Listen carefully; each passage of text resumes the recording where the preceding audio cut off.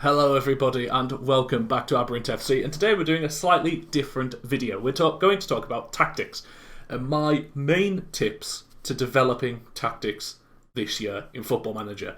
Now, I want to go off one thing straight away. If you are new, if you are completely new to tactics, this list here is fantastic.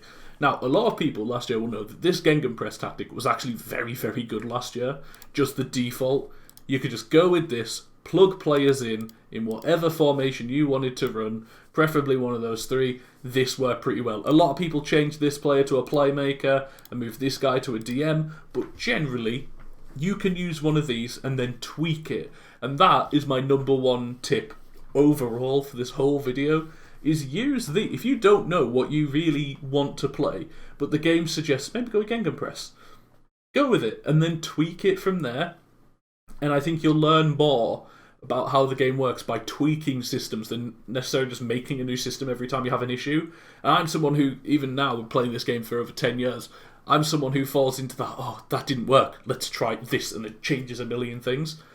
Don't do that. Just have a look at these systems and then tweak them. That's a great way to start, and that will be my number one main tip for you.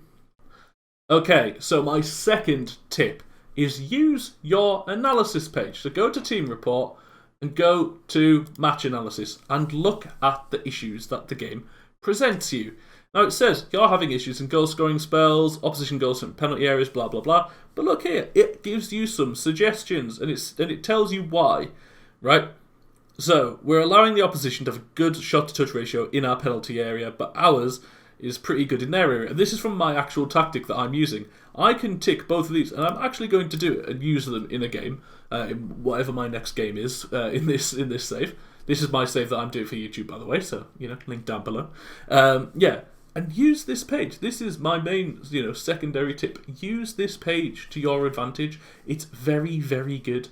You can do, there's individual match analysis as well, so you can look at things like this, but this is a bit in depth for me. I use this, myself, but for someone if you're new to the game, I wouldn't go too far into this. I don't think it's that necessary until you start maybe getting to that point where you're trying to get more out of a team than it's maybe capable of. So, tip number 3, don't put square pegs into round holes. And what do I mean by that? Don't make Timo Werner a target man support or a false 9. And we'll look at his attributes and to why I wouldn't do that. If I scroll down here, maybe he doesn't want to be a trequartista. And why is that? He hasn't got very good flair, hasn't got very good decision making, his passing and technique are poor. But you know what? He's a brilliant pressing forward on attack because it uses his acceleration, it uses his whole physicals, his mentals are almost perfect for it. Yeah, his teamwork and decisions need a little bit, maybe leave a little bit to be desired, but everything else is brilliant. Make sure you're putting him in the right place. Don't make Ozil a winger, right? Don't make Kante an advanced playmaker. They're just not those types of players. And often when you download a tactic off of like the workshop, for example, you'll try and fit your players into it and you'll be like, why is this tactic not working? This guy won the league with Brentford in the second season, right? You don't know if he built this if that guy on the forum or on the workshop built that tactic for his team or for, to just be overpowered, right? Build a team, build a tactic around your team, not someone else's. Okay, my next major thing about building a tactic is using roles that work together. Now, one thing, so I'm going to put this back to how it is. You've got an inside forward attack here. That means he's going to cut here. But if we were to make this, let's say, an inverted winger, he's going to more come here than here, right? And then you have something like an advanced playmaker attack. He's going to run here and he's going to run here. They're both covering the same space.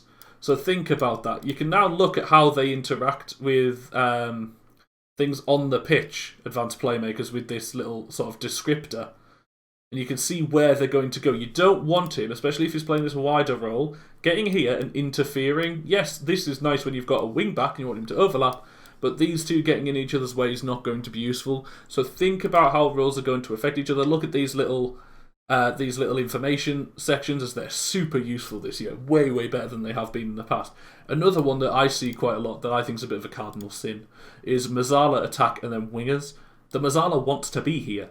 So then all you're doing is putting 2 players here and leaving a huge gap there, right? If you've got a Mazzala here, you probably want to be playing a narrow, or you want to have an inside forward, right? He's going to sit here, not in this area, right? He wants to go into here. So then the Mazzala can then pick up that space. That's what you want to think about, right? Think about how these players are going to interact. And my final tip, and I think this is a tip that people who are super new to the game probably won't know too much about, and that is training players in the roles. So, for example, Thiago Silva might be the perfect example for this, but he's an older player and that's why. But if you're playing a system that uses a ball-playing centre-back on defend, and he's training at stopper, then he's not training to play the way that you're playing. So you change it, right? And yes, pace is an issue for him, but if you're not playing him in the role that you're training him, he's not learning to be more familiar with your system as much as he should be, right? He's got pretty good, pretty good familiarity, but these can be better. And if pressing's an issue, if he's playing as a stopper, he's going to be pressing more than he needs to in training. So this isn't going to go up as much. Think about that when you're training players, and if you're training like a super young player who's not playing, that doesn't matter as much.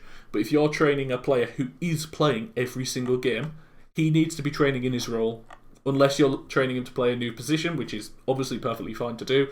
But I really recommend that if you want to get the most out of every player, make sure they are training to play in the position and the role that you are playing them in. But yeah, that is my 5 tips for this Football Manager season. You're going to come in, start a new save and build a tactic, and I hope that this video has helped you out a little bit. If you have any questions or if you have any tips for people, please do put them down below in the comments. But yeah, as I say, thank you all very much for watching. I've been Jake on Aberrant FC, and I'll see you in another video. Alright, goodbye.